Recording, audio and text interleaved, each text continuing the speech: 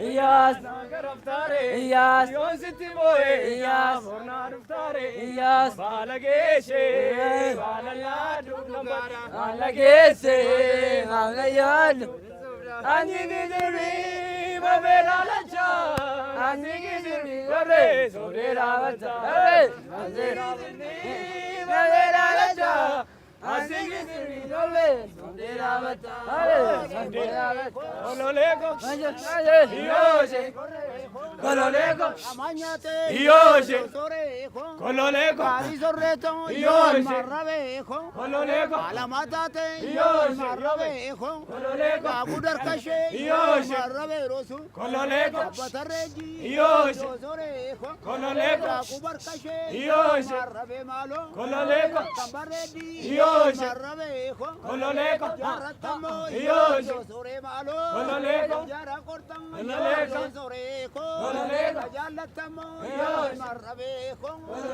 yaleza galeza galeke, yaleza yadenza galeke, yaleza asinga dibune, yaleza adimva gadini, yaleza walirati duna, yaleza omanzo dadini, yaleza naga naga jagetammi yodak.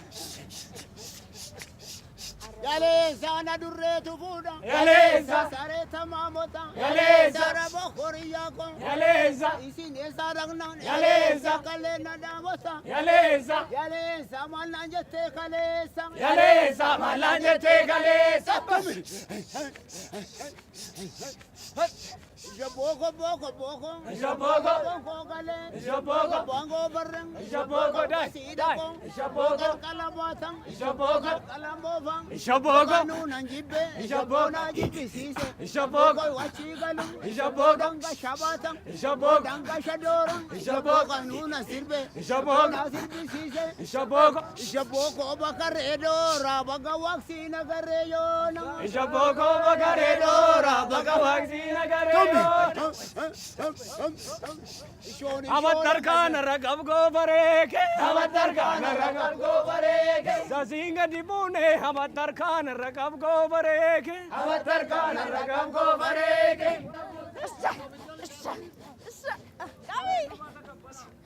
Avatarkan ragab gobareke, avatarkan ragab gobareke, avatarkan ragab gobareke, avatarkan ragab gobareke, avatarkan ragab gobareke. Sablee Fiqaaduun jedhama, jiraattuu magaalaa Naqamtee. Kaayyoon keenya inni jalqabaa aadaa keenya mul'isuudha. Aadaan keenya utuu jiru aadaa keenya gola keessa keenya aadaa namoota biraa faarsuu hin qabnu. Nunis aadaa keenya eenyummaa keenya kan abbootiin keenya fidan duudhaa keenya ganamaa sana dhaloota dudduuba keenya jiraniin itti fufsiisuu waan qabnuufi nus immoo akka aadaa keenyaaf jiru dubbachuuf. Kan akka nuyi sirbinu nu godhe qaammee keessaa waggaa bara haaraa jijjiirraa waggaatti Oromoon durumayyuun sirbaa faaruu ijoolleen durbaan weeddisu warri dhiiraas immoo goobee jedhu ture. Garuu gidduutti aadaan kun addaan citee ture. Amma immoo nun immoo aadaa keenya sana tarkaanfachiisu. Kashiyaa kashii kashii loomana kashiyaa kashii kashii loomana durba maaji bugatiino lomaa yaa baaboo biraa yaa daangule iyoo yaa baaboo biraa yaa daangule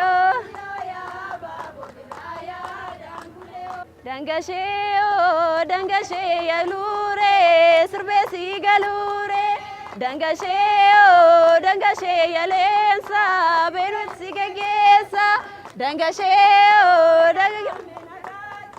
amma waggaa har'aatti amma waggaa har'aatti amma waggaa har'aatti. Addisee Taammiruu Nagariin jedhama. Aadaa bade deebisuuf innee kaleessaa qaamnee amma irratti hojjetaa jirra. Aadaa Shilooyyeedha. Qaammee bara haaraa agarsiisuuf innee aadaa keenya uffannee hojjetaa irraa jechuudha. Masoobii shilooyyee irratti kennaa yeroo kennaan namaa kennamu birrii kan itti fudhannuudha kana keessatti akka aadaatti jechuudha.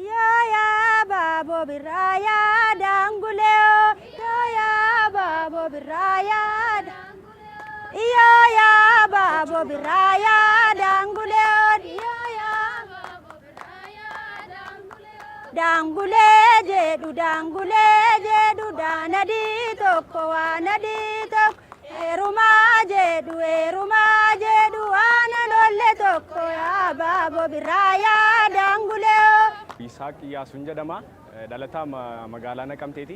Waggaa haaraatti galumsa kana ilaalchisee shubbisa adda addaa, weelluu adda addaa, ijoolleen shamarranii, ijoolleen dhiiraa tapha adda addaa taphatee aadaa isaa dhokate kana uummata magaalaa Naqamtee barsiisuuf beeksisuuf haala kanarra jira. Aadaa kana dura badee ture jechaadha. Aadaa abbootii keenya, harmoolii keenya, akaakilee keenyaa ture.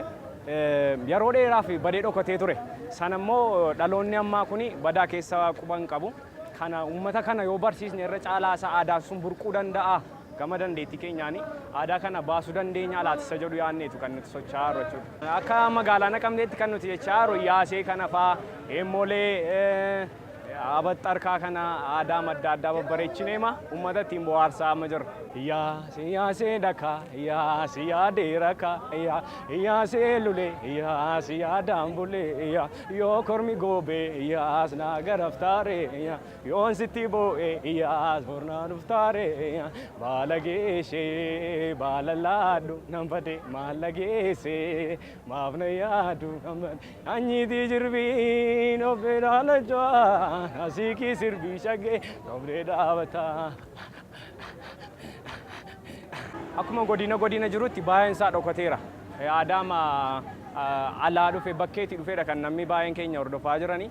Kan ammoo uummanni keenya uffata aadaatiin magaalaa isaa bareechee aadaa isaa sana ibsuuf baasuuf utuu biyyoota adda addaatti illee ba'amee hojjetame baay'ee waan gaariidha. Zukkubantiin jedhama itti gaafatamaa waajjira aadaa fi turizimii bulchiinsa magaalaa Naqamteeti. Dukkana kana keessaa baanee birraatti ceeneerra bara haaraatti ceeneerra jedhanii aadaa isaanii calaqqisiisuu fi aadaa isa dagatamee sanas immoo uummanni keenya hawaasni keenya bal'isaan badee akka hubatu gochuudhaaf kan karoorfame. Yeroo ammaa akka biyyaatti haaromsi aadaa karoora guddaadhaan godina hundumaatti gadi bu'eedha kan inni jiru. Innis maal jechuudha haaromsa aadaa jechuun aadaatu haaroma otoo hin taane aadaa keenya duudhaa keenya safuu uummanni Oromoo kanaan dura qabu sun sirnoota darban keessatti irraanfatamanii dagatamanii eenyummaan Oromoo dagatamee kan ture isa bakkatti deebisuudhaaf karoorfamee sagantaa guddaa irratti qabatamee hojjetamaa kan jiru waanta ta'eef haaromsa aadaa keessatti calaqqiin kun iddoo guddaa kan qabudha jechuudha. Oromoon Oromummaa isaa kan inni beekuu danda'u yoo aadaa isaa safuu isaa sana deeffate irraatii kan hafe inni kan isaa qabatee jira ati immoo kan kee kunuunfachuun dirqama waanta ta'eef aadaa ijoolleen kun qabatanii deeman kana uffataan ilaalamaa aadaa irratti akka inni itti bareedu jechuudha. Kana qabatee deemee eenyummaa isaa beeksisuu irratti argamuun dirqama ta'a jechuudha. Faayaa keenya yoo ilaalte harka keenyaan foonee jirbii keenyaan foonee aadaa bareedaa duudhaa bareedaa isa qabnu sana irraanfannee namni aadaa biyya bakkeetti rarra'ee qullaa deemuu sadarkaa sanarra ga'eera. Keessumaa uummanni Oromoo ba'umsi isaa, galumsi isaa, taa'umsi isaa, ka'umsi isaa, nyaati isaa illee aadaa mataasaa safuu mataasaa qaba. Kanaaf uummanni keenya bakka isaa duriitti akaakileen abaabileen keenya kanaan dura akkamittiin jiraachaa turanii, akkamittiin ol kabajaa turanii, akkamittiin olii wajjin jiraachaa turan isa jedhu sana bakkatti deebisuudhaaf dhimmi amma hojjetamaa jiru kun akka waajjira aadaa fi turizimiittis hojjetamaa jiru iddoo guddaa fi sagantaa guddaadhaan kan qabamee jirudha waanta ta'eef namni uummanni Oromoo maraa aadaa isaa duriitti safuu isaa duriitti duudhaa isaa duriitti deebi'uun dirqama ta'a jechuudha.